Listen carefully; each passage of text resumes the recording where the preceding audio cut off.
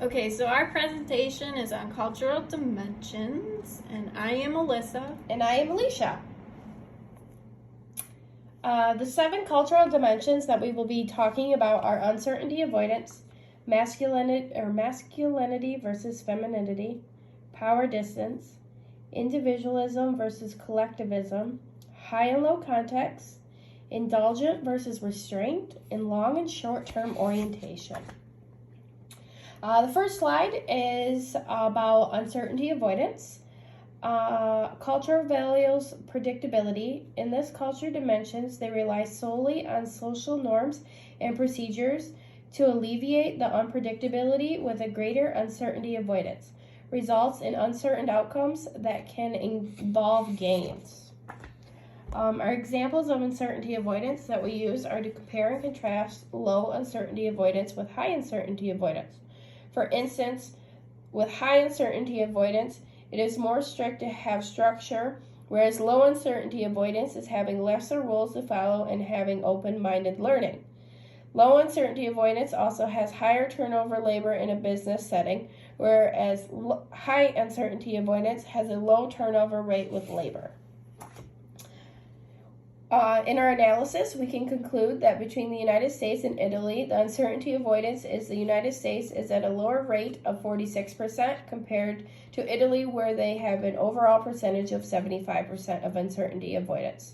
With those results, we conclude that in this case, because Italy has more structure compared to the United States. Also, within the last few years, since COVID has started, the percentages of the world labor drastically decrease and still continue to do today. All right, and our next cultural dimension is masculinity versus femininity. The second, or one of the two, is usually embraced by an individual. If masculinity is embraced, their traits tend to be more assertive and emphasizes ambition, whereas if femininity is embraced, their traits are more caring and nurturing. Some examples, we have provided an image comparing different animals, names, professions, etc. that are seen in a masculine way and how they are seen in a feminine way. Like, for instance, there's actor, which actor is seen in a masculine way, and actress is seen in a feminine way. And then there's brother, which is seen in a masculine way, and sister, which is seen in a feminine way. And for our analysis, we have concluded that this cultural dimension is categorized into such gender-based roles due to the balances of individual achievement or social nurturing in the United States. In Italy, which was our contrast from the United States, we provided that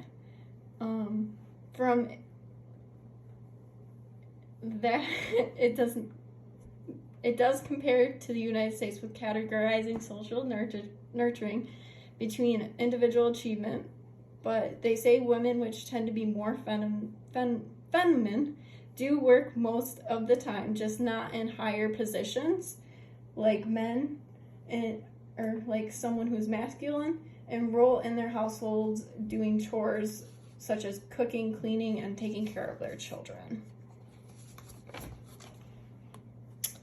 All right, the next slide that we're going to talk about is power distance. Power distance is the way power is distributed through society. Having a high power distant culture means to have higher levels of inequality and are more open-minded and willing to accept things. Having a low power distant culture means to have lower levels in equality and are not willing to take things very easily. They don't take command very easily, and they also don't take control very easily. Some examples that we have, the 2 countries that we picked were the United States and Mexico, with the United States being at 40% and Mexico being at 81% in power distance. This is kind of a huge difference between the two, and we would say that the United States society doesn't really accept the powers that are distributed equally. And for analysis, our analysis for the power distance is that power should be distributed equally to everyone no matter what country you are in. We also believe that power distance is a very important thing because it improves relationships with businesses and managers along with your everyday activities. All right, the next cultural dimension we will talk about is individualism versus collectivism.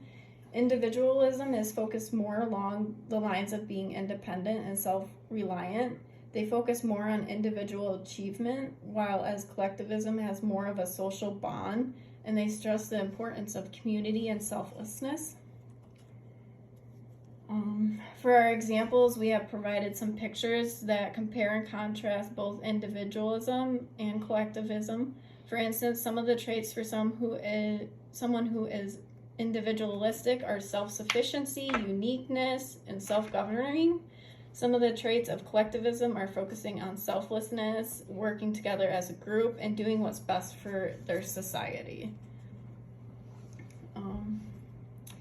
For our analysis, we have concluded that American culture believes individualism is more important because they think they should have the right to control their lives on their own.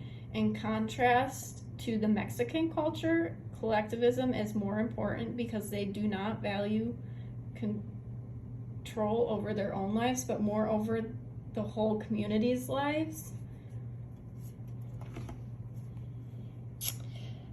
The next one we're going to talk about is high and low context. High and low context are cultures refer to the extent to which information is seen and embedded in the context or tactically known among humans. High contact cultures have less verbal and nonverbal communication. Low context cultures have direct verbal communications so you can properly understand a message. So some examples of high context cultures would be Japan. They have a high contact culture, so they're slow to change. They value traditions.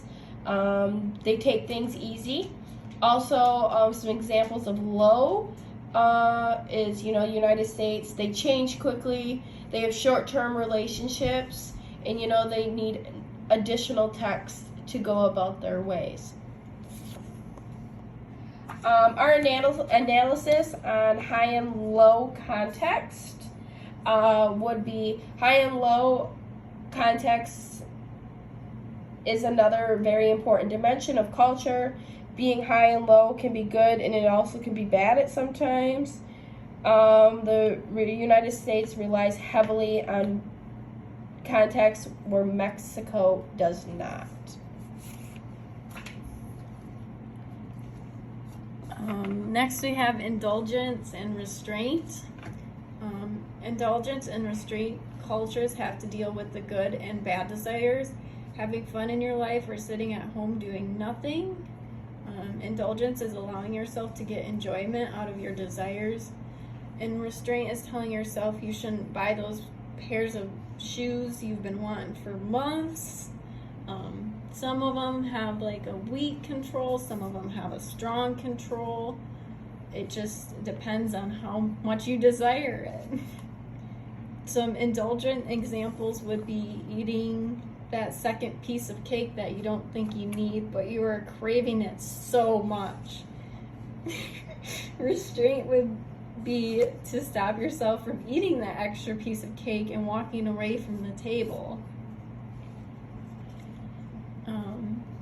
For our analysis, we have concluded that indulgence and restraints are a good thing to have in a culture. Being strong-willed or sometimes not is something we just have to deal with.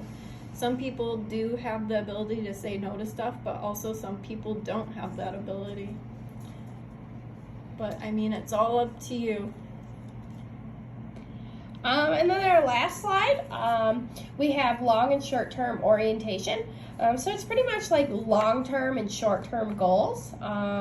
Your future rewards, you can get immediate rewards, common goods, hard work, freedom of expression. Long-term orientation emphasizes rewards and goals for the future, while short-term orientation is immediate rewards like in present time and gratification. Some examples of long and short-term orientation are getting through high school or college, following in the steps of traditions, growing up and wanting to create a family, promotions. The list could go on and on. Short-term orientation examples are concentrating on present time, which could be something like a weight loss goal, dieting, something with a quick result, or pursuing timely pleasure rather than the inner peace. And then our analysis for the last one is, with that being said, we have concluded that short-term and long-term orientation is based off the importance of future rewards for yourself or something that you are pursuing in present time. This can be goals in life, whether it be something short or something long-term. China, compared to the United States, has a higher long-term orientation of 87%, while the U.S. is in 26%. All right. That concludes our presentation of the 7 cultural dimensions. We also just want to add in the very end of the presentation, each slide does have links to all our resources that we use for each page to get examples and to get some more definition of what each 7 cultural dimensions are. Thanks for watching.